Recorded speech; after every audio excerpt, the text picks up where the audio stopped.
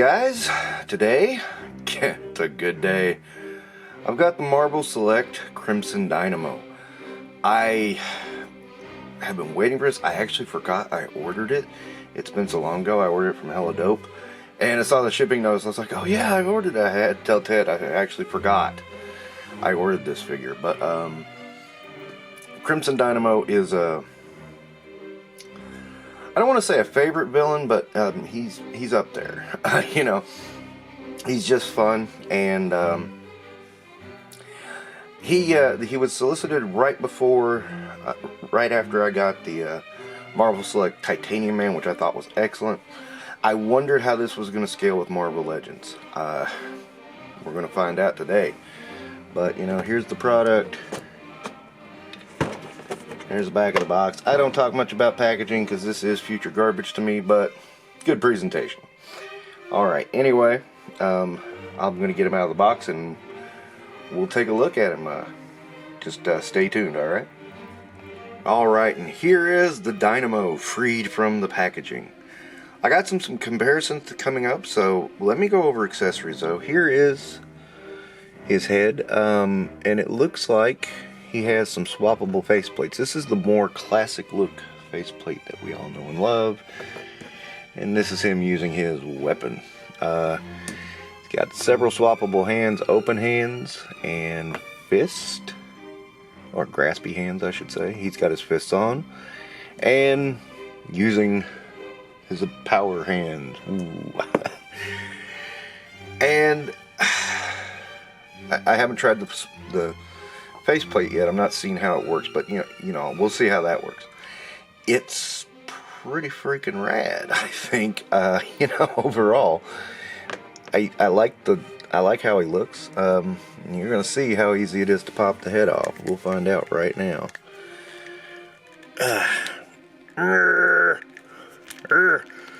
Not easy. Not easy at all. Off camera, guys. Well, alright, so the faceplate pops right off, and I'm going to put this one. This is more my speed of Crimson Dynamo. This is more the, I guess we call it Bronze Age now. And yeah, and I got to take this off camera because at an angle it's kind of hard to do. Sorry about that. And there is Crimson Dynamo as we know and love him. This I'm gonna say this, and it's not a slight, but this feels a little bit different than most of the Marvel Selects I've ever dealt with. A little softer, and not in a bad way. It's easier to move around. I really like these. These are really awesome. I think I might try to put those on soon. Anyway, the big question, how does he scale? Well, first I want to put him with his partner in crime, and I really love this figure because this scales great with Marvel Legends, Titanium Man. And he is, of course, much smaller than Titanium Man, as he should be, because Titanium Man was gigantic. And Titanium Man, I mean, he was 11 feet tall, legitimately. So that kind of works out. I mean, that fits both of them, and it's about the size differential I would think they would have. So they nailed that. My worry was they were going to make Crimson Dynamo really huge, and he wasn't going to fit in with Titanium Man. And I've seen pictures of Titanium Man being about the same size, but still giving that look, but that was Gremlin, that wasn't the original Titanium Man, so this all works, is what I'm trying to get at. Now then, for some other comparisons, we have the Build-A-Figure Crimson Dynamo. Sorry, that was me. I do notice his ankles are a little bit loose, something to be aware of. You can adjust them.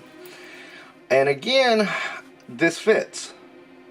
I think this fits perfectly, because this version of Crimson Dynamo was much bulkier than the other one. Much more armor, much more to him. I mean, much more substantial to him. So this fits. This, I think, works great. Again, he's sizing in pretty well. What I'm going to do is I'm going to try to get some pictures of Crimson Dynamo and kind of do some comparisons. I only found one or two so far, and I'm thinking he works. I really do. I mean, he's taller than, of course, it's a 7-inch scale figure. He's taller than most of Marvel Legends, but the Crimson Dynamo should be taller. I like that he's thinner than the Build-A-Figure, though. That rocks to me. Next one, we have another Build-A-Figure, Ursa Major. They've been on a team together. I believe it was Winter Guard. They were together, and again, this kind of fits. I like it. I do believe when they were on Winter Guard together, it was this version, the Build-A-Figure, that was there. But you know, I thought it was a comparison that needed to be made. Okay, so the big question is, how does it compare with his arch nemesis,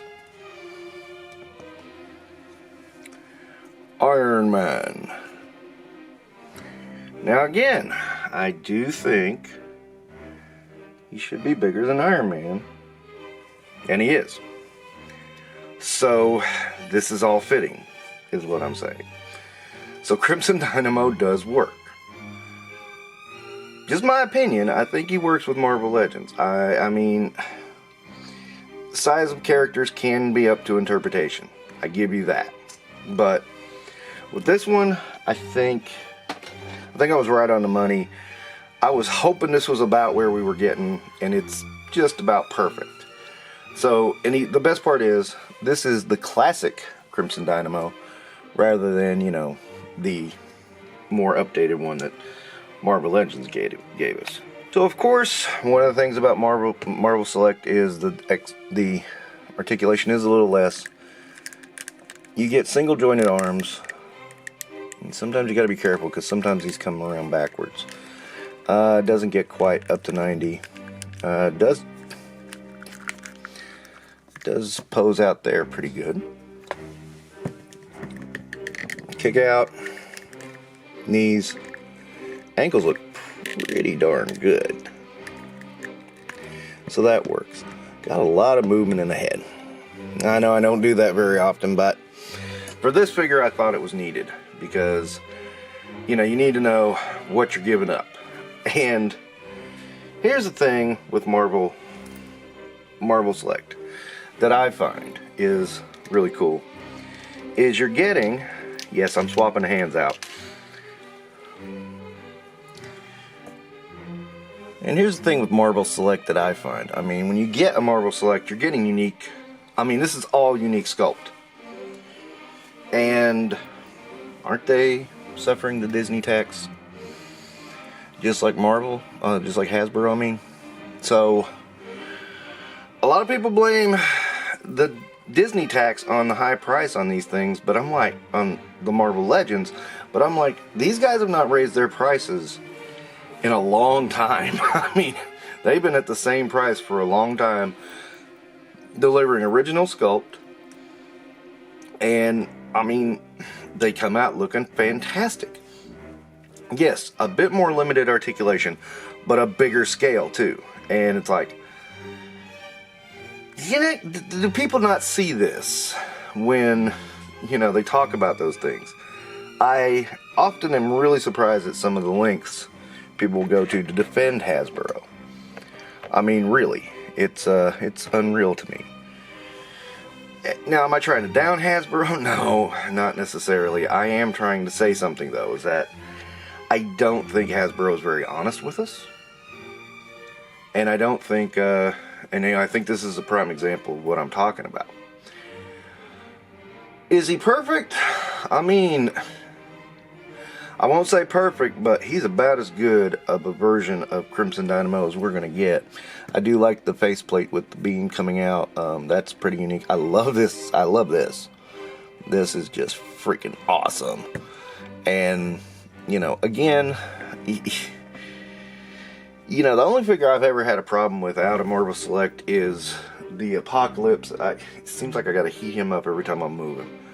I don't know what that is, but you know, the Titanium Man here is a phenomenal figure, and one of those characters that You know, Marvel Legends should have tackled a long time ago. He's too important of a villain to Iron Man to not tackle. And they never did. And I mean, Marvel selected it and knocked it out of the park. First try.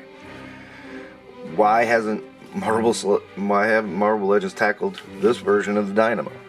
This is perfect. I mean, he fits right into Marvel Legends, in my opinion.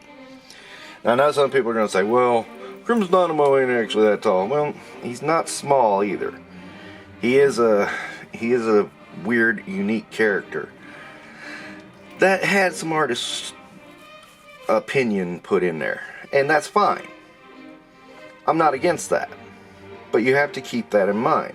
You have to understand that, and then decide, well, what opinion am I going with? Am I going with what I see here, or am I going with something else that is a little bit more attuned to this? To me, this is just fine.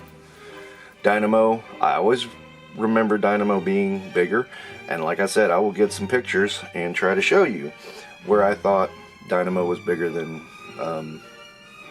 Iron Man, but smaller than Titanium Man. Again, I think that's accurate, but we'll see. Alright, I mean, the pictures will show the proof if that's needed. I like it. I'm really happy with this purchase, and you know, it's almost the same amount as a Marvel Legend right now.